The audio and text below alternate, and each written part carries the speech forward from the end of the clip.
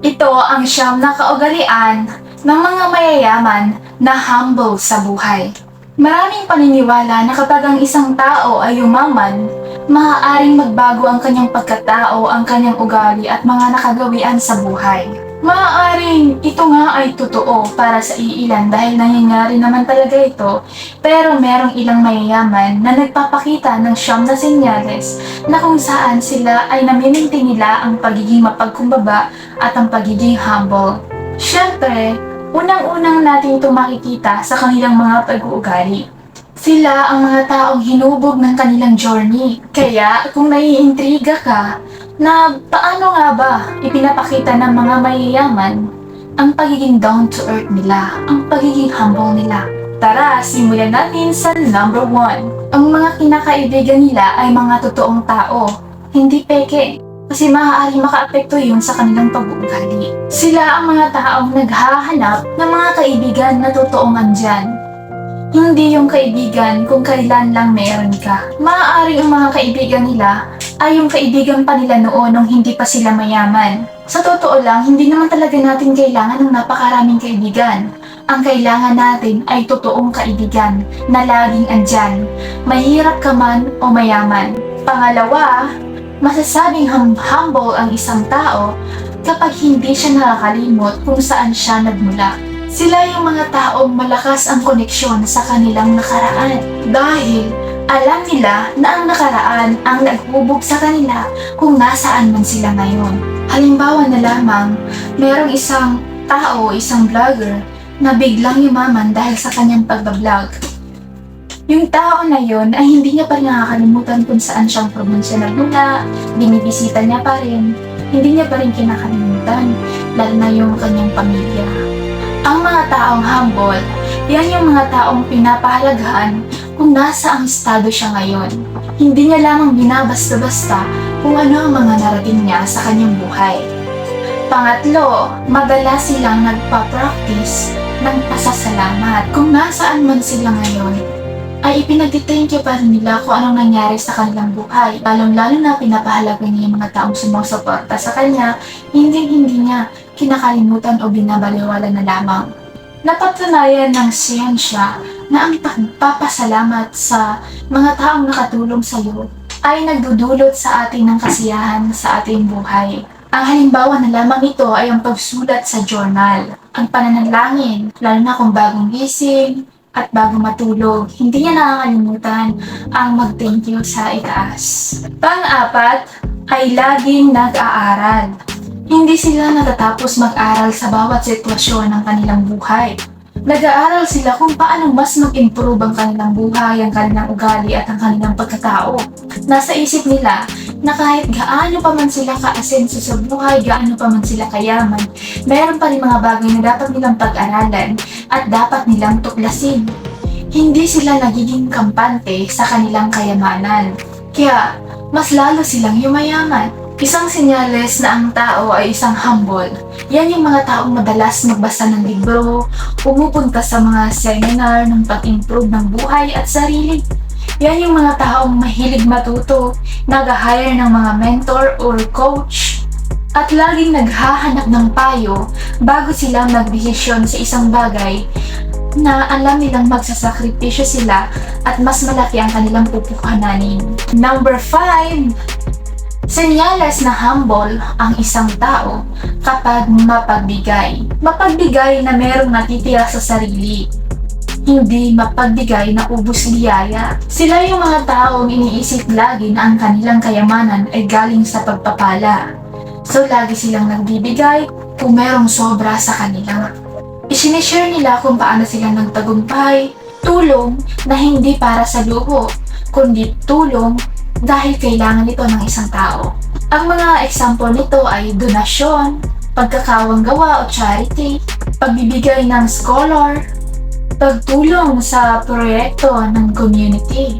Sila ang mga taong kapag meron silang ekstrang oras, ay nagbibigay talaga sila ng laan dahil alam nila kapag nagbigay sila ng pagkakataon sa iba, mas mag-i-improve pa ang kanilang skills, mas makakatulong pa yon sa pag-ensayo ng kanilang sarili. Number 6. Mas pinapahalagahan ng taong humble ang relasyon niya sa kanyang pamilya kesa sa kayamanan. Mas pinapahalaga nila ang kanilang pamilya, ang kanyang asawa, o kasama niya sa buhay. Dahil dun siya humuhugot ng lakas kung bakit nga siya yumaman. Iyon ang naging inspirasyon niya. Alam ng mga taong mayayaman na ang pera ay nakakabili ng kaginhawaan sa buhay.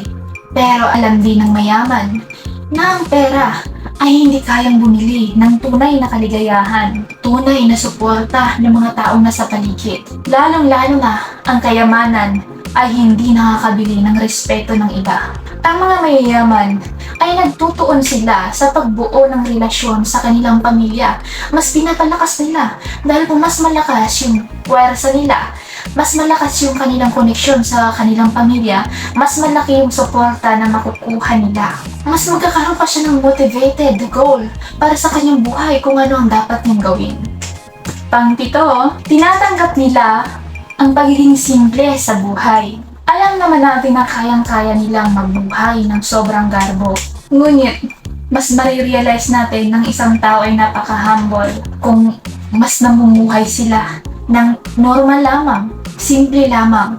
Pang-walo, nagpa-practice sila lagi para maging mahinahon. Hindi nila ginagamit ang kanilang kayamanan para maging mapagmataas sa iba, makaapak ng puri ng iba.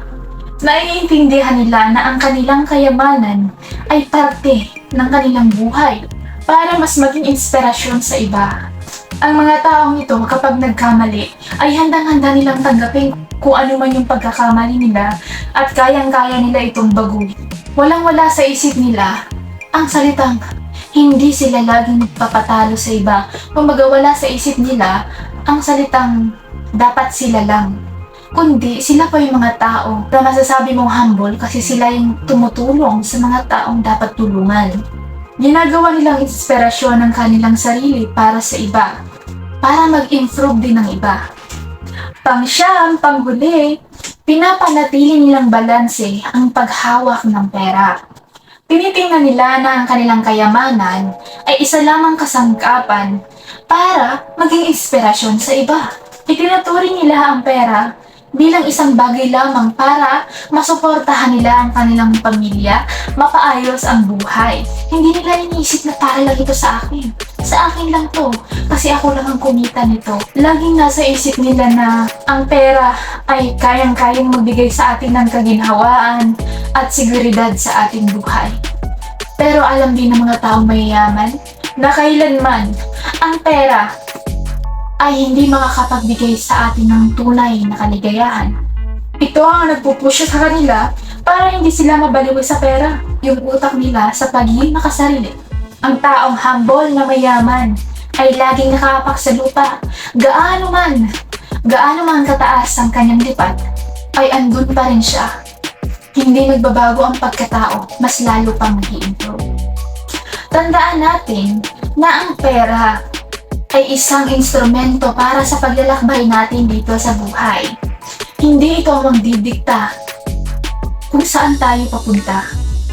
Dahil kung saan ka mang papunta ngayon, ay hindi yun dahil sa pera. Yun ay dahil kung sino ka.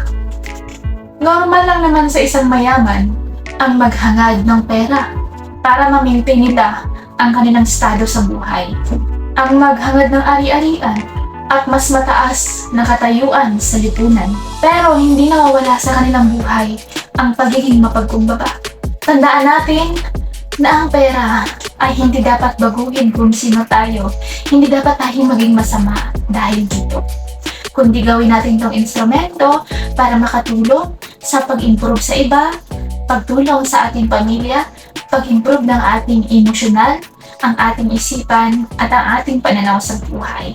Ang ating hindi pagiging makasarili, kundi ang pagiging humble. Kaya tandaan natin na mas mahalaga yung ating matututunan sa ating buhay, hindi kung saan tayo dapat mapunta. Huwag natin i-focus ang ating sarili sa pinakamataas na gusto mong maabot dahil walang pinakamataas dito sa ating mundo. And that's for today's video. Click the subscribe button below and the red button below, click the notification bell and click the all. And thank you so much. Bye-bye.